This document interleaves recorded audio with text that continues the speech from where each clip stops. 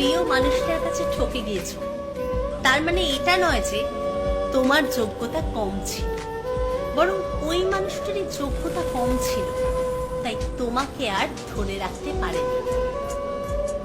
কেউ ঠকালে লজ্জা পেতে নেই, কিংবা নিজেকে ছোট ভাবতে নেই, বরং যে ঠকায় সে নিজেই তোমার কাছে ছোট হয়ে যায়। অনুশোচনা, লজ্জা ওই মানুষটারই হয়, কিন্তু সেটা প্রকাশ করে না। আড়ালে সে নিজেই নিজের কাছে ঘৃণিত। কেউ তোমাকে ঠকিয়েছে, তার মানে এটা নয় যে তুমি প্রতিবারই ঠকে যাবে। তোমার জীবনে প্রথম মানুষটা ভুল ছিল, তার মানে এটা নয় যে সব সময় ভুল মানুষই আসবে। তুমি ঠকতে ঠকতে একদিন জিতে যাবে। ভুল মানুষ চলে যাওয়ার পরেও একদিন সঠিক মানুষ চলে আসবে। যে মানুষটা তোমার ভাগ্যে লেখা নেই, সেই মানুষটাকে ইমপ্রেস করার জন্য তুমি নিজেকে যতই পরিবর্তন করো না কেন, দিন শেষে সেই মানুষটা তোমার জীবনে আসবে না। তোমাকে ছেড়ে যে মানুষটা চলে গিয়েছে, সে মানুষটা কখনো তোমার ছিল না। হয়তো সাময়িক সময়ের জন্য মানুষটা তোমার জীবনে বসন্তের মতো এসেছিল, কিন্তু সারা জীবনের জন্য আসেনি। যে ভাগ্যে লেখা থাকে সেই মানুষটা কখনো চলে যায় না।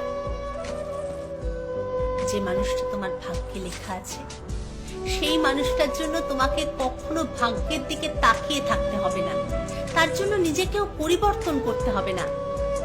মানুষটা ঠিক সময় মতোই তোমার কাছে চলে আসবে, শুধু একটু অপেক্ষা মাত্র।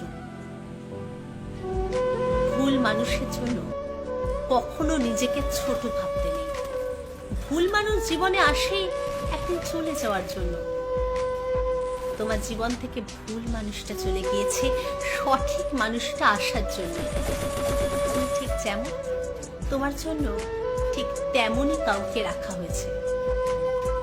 অপরদিকে আজ যাকে ঠকিয়ে তুমি ভাবছো জিতে গেছো, তাহলে ভুল ভাবছো। ওই মানুষটা ঠকেনি, ঠকেছ তুমি নিজেই।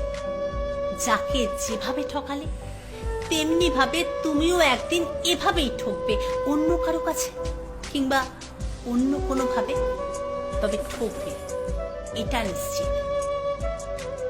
কাউকে ঠকিয়ে নিজেকে বড় করা যায় না, বরং ওই মানুষটা তোমাকে বিশ্বাস করেছিল, যার যোগ্যতা তোমার ছিল না। তুমি হেরে গিয়েছো তার বিশ্বাসের কাছে, তুমি হেরে গিয়েছো তোমার নিজের কাছে, তোমার বিবেকের কাছে। কাউকে ঠকানোর মাঝে গর্বের কিছু নেই, কিংবা নিজেকে বড় ভাবারও কিছু নেই, বরং একজন ঠকে যাওয়া মানুষকে ভালোবেসে তার পাশে সারা জীবন থাকাটাই হলো গর্বের বিষয়। কারণ সবাই নতুন মনের মানুষ চায়, কেউ ভেঙে যাওয়া মানুষ নিয়ে সারা জীবন থাকতে চায় না। যে তোমার জীবনে আসবে সে একদিন হঠাৎ করেই চলে আসবে। তোমার জন্য যে মানুষটাকে রাখা হয়েছে সে একদিন ঘুরে ফিরে ঠিক তোমার সামনে এসে দাঁড়িয়ে যাবে। যে তোমার হবে তাকে খুঁজে নিয়ে আসতে হবে না, মানুষটা নিজেই তোমার কাছে ধরা দেবে। তুমি বরং তোমার মতো করেই থাকো, বাঁচো।